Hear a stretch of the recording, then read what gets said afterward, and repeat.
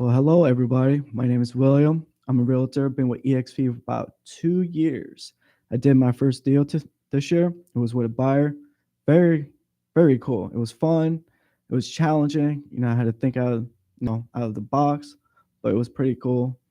And right now we're in 2024. Things are kind of crazy. Interest rates going up, houses going up, food going up. Got Trump who got shot. Got Biden. Got a lot of crazy stuff going on. So just want to put a friendly reminder. This blog post is only intended for educational purpose only. So I'm not really here to give you financial advice. I'm just giving you advice if you're looking to buy a home in this crazy market. But if you do, I please advise and consult with a local lender in your area, which I will say contact Acre Mortgage, Devon Punzi. Great. She does good what she does. She knows the market. And if you're looking for your dream home, I say contact her. I got her information on the bottom in the description.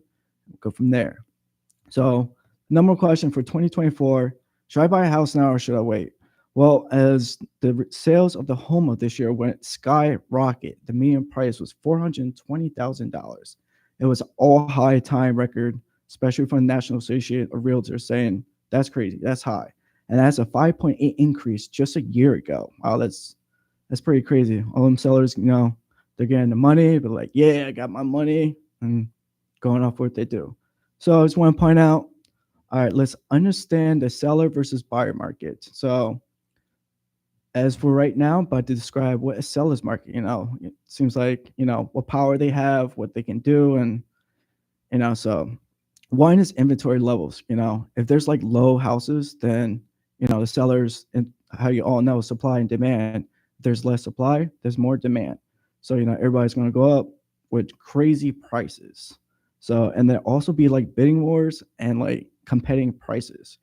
Somebody's going to have, I'll put extra $5,000 on this house. I just had a recent tenant who came here, sold their house. He was like, yeah, man, just got additional $5,000 more to his asking price.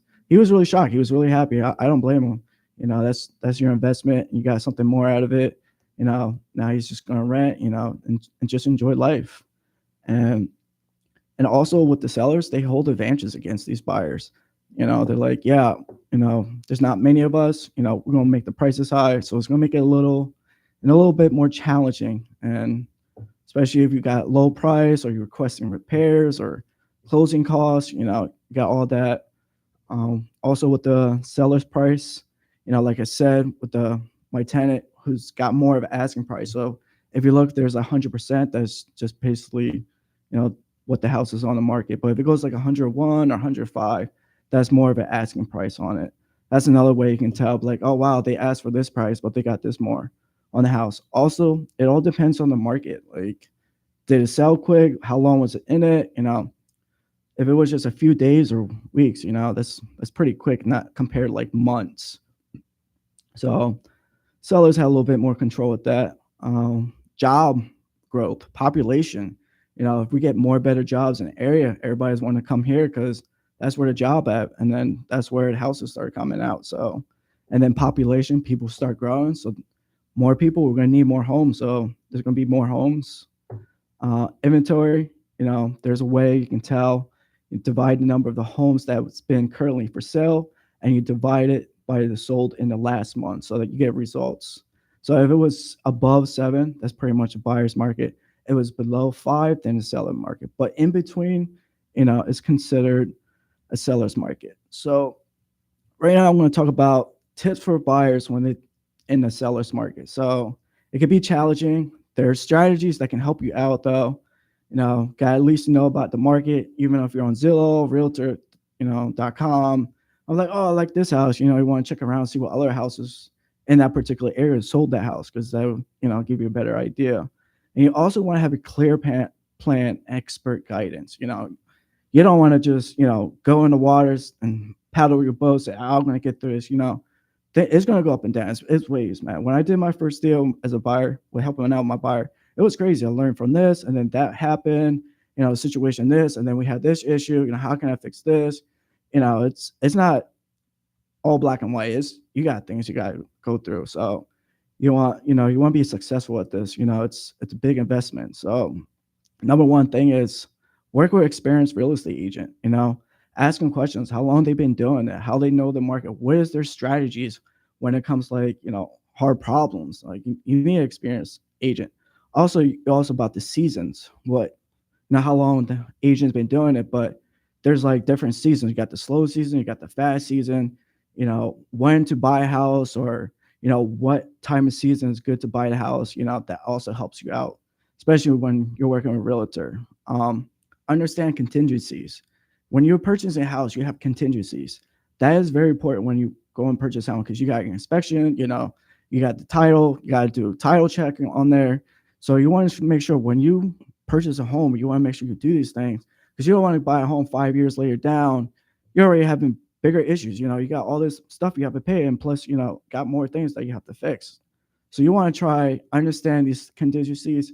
Ask your realtor what's the best that he can do, or she. What can they provide, so that can make everything go a lot smoother. Another good thing is what to do is get pre-approval. If you don't have a pre-approval and you're just going out just looking for houses, and then you do find a house, sellers want that pre-approved. They don't want to wait 5, whatever days. You don't want to make sure you have that. They also give you a base idea how much you can spend, especially when it comes to your taxes, because you got your taxes, you got your mortgage, you got your interest rate, that adds up. So you want to make sure you're financial stable enough to get that home. And it also strengthens your position, especially if, the way the market is. Sellers want, they want to sell their home. They want to get the money. So it just makes the things a lot more easier. Like I said, know the market, like local, get a base idea of what's going on, because you don't want to put a price that's lower and then you end up not getting a house. Like say a house is 250,000 during the market around the house or so, you put 230, you're going to get rejected. So you want to make sure your realtor, you as well, know the prices in the market pretty much. Hire a home inspector. I recommend get a home inspector. You always want to get a home inspector, even if it's just this. I had a recent buyer. He bought a home. It was as is. He had an inspector come. He came in and checked. He did what he's supposed to do. He's got his job. He did a lot more extras for my buyer. And then as he was making progress on the work, he ended up finding problems. You want to make sure, you're knowledgeable about the home, because you don't want any more issues. You also want to monitor the market trends. How long the house has been on. Like, has the house been there for a week, or had that house sold within a month? They give you an idea how long it's going to take, for sellers, and how long they're going to sell the house. But for buyers, get a base idea of like, also that can be a little help for buyers. If the house has been on for 3 months, like, hey, your house hasn't sold in 3 months. How about we drop down maybe 2K or 3K, do a little negotiation. You never know. It never hurts to try. Another thing is stay patient. I know the market is crazy. Nobody wanted to spend that much, but back then there was houses that was going like 13, 15%. People still bought houses. The only thing is, you want to be patient, do things. And then timing as well. You want to make sure everything goes smoothly, Also, you want to wait for the market. Like, is it a perfect market? It all depends on pretty much your idea of what a perfect idea of a market. You also want to stick to the budget when it comes to market. When you put money in, you want to make sure have enough for like putting a down payment, because that also helps with your interest rates and stuff on your mortgage.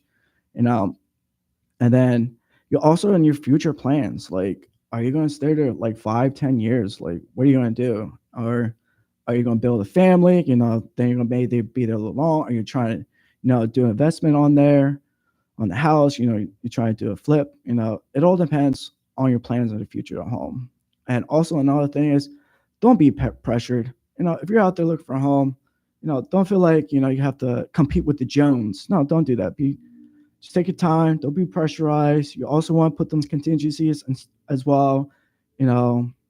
And then you also want to explore your financing options. Like, you want to check with other lenders, get different ideas. How can they help you to make, get less of what you're paying for? You want to get an idea of that. Usually, it's always best to put 20% down on a home, because you don't get the PMI, which is private mortgage insurance. It's just, I think lenders just being safer for themselves, just add a little bit extra money to them, saying just in case, you not paying your mortgage. And then you also want to get the best mortgage, something that's going to work for you. You don't want to buy something and then live in there for a couple years and you're just struggling to pay this off, and you're worrying about it. You want to be in your home. You want to feel like, it's your place of and keeping your insanity pretty much. So you want to do that. And then for first time buyers, they're probably, thinking, should I really, buy a house the way it is? No, you still can buy a house.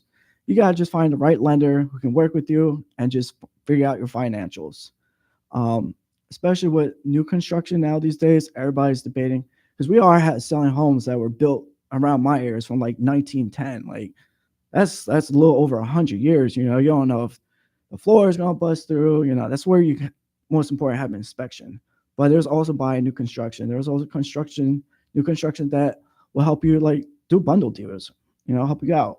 And then also you want to act quickly and stay. You want to find a home, but also be considered like, all right, this is what's going on. I want to buy a house. You want to try and make it work, get it the way you want it.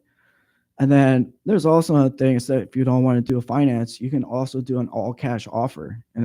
Sellers actually prefer cash.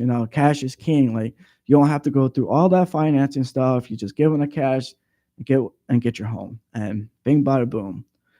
And then you also want to consider like bidding wars. When it comes to time in this market right now, there's bidding wars, and you just gotta know. And then just pretty much, it comes down to your own personal circumstance, like your financial situations, the market, and the realtor that you work with. And that's all that matters because anybody could buy a home. It all depends on who you are. And then everybody is also debating, should they really buy a home or should they rent? So, there's little pros and cons about, purchasing a home or renting. There's nothing bad between it. It's just pretty much your preference, your lifestyle, your financial situation, long-term goals. So, for like purchasing a house, like when you buy a house, you get equity in it. You get more money saved up in that home. It also increase your ownership in the property, and over time, it values appreciation. Investment growth. Unlike renting, it's like pretty much you're paying. It's not for you. It's pretty much for the landlord. And then stable payments. You got a fixed rate mortgage. It doesn't go up and down when you're renting. Every year it goes up because it's market rent. They try to keep up with all the other rental companies. They want to make sure it stays in that price. And also living at home, you can do whatever you want. You can like fix a room, you can knock a wall down. We'll make sure you get a permit for it.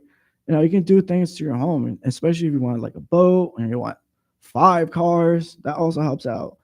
And then also with tax benefits, there's also good things with taxes. Everybody thinks tax is bad. No, taxes can actually be pretty good. But some people don't want a home because maintenance. Oh man, you got the water here, it just busted. You gotta buy water here or the roof. You gotta keep up with all the repairs. It's not like you got a residence at a complex where you got maintenance guys. They go in there and fix it. Like it costs money. All you're doing is just paying your rent. You don't have to worry about your value of your home decrease, and you're like, oh my gosh, I'm losing money out of this, and you just go crazy. And then when you rent, you do like little requirements, like you got your security deposit, $1,500 or how much they charge, and then you don't have like closing costs, you don't have down payment, you don't have any of those. So renting is actually pretty good in a way. And then as for renting, the good things about it is that you don't need to move frequently. You're at your one spot, you don't need to move. There's no reason for you to move. You're at one spot and you're just comfortable. And then pretty much like the maintenance, paying for like security deposit, and then you don't have to worry about property taxes going down. But there's also bad things about renting. You don't have the equity. Once you spend that money's gone forever. Like I said, rent increase. Can't really do much in the unit. There's no tax benefits. Pretty much that's pretty bad things about renting. So whether or not if you want to buy a house or not, It all fits you. One size fits all. There's no one size that fits all answers. So if you think about buying, just make sure you know what you're doing. All right.